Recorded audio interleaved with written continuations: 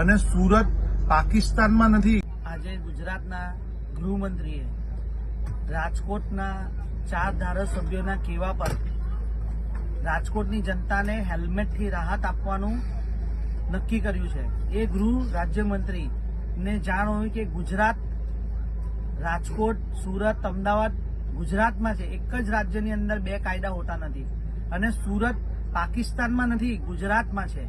એમને એવી જાણ હોવી જોઈએ। અને તેઓ સુરતમાં રહે છે અને સુરતના રોડ રસ્તા એટલા ખરાબ છે કે 2 વ્હીલર વાહન કે 4 વ્હીલર વાહન 10-20 થી વધારેની સ્પીડ ઉપર નથી જઈ શકતી, જેના લીધે હેલ્મેટની જરૂર જ નથી અને જેના કારણે સુરતની જનતાને શારીરિક ખૂબ નુકસાન થઈ રહ્યું છે। અને સુરત પોલીસ સૌથી વધારે દંડ અને ડર હેલ્મેટના નામે સુરતના લોકો સાથે ઉઘરાવી રહી છે।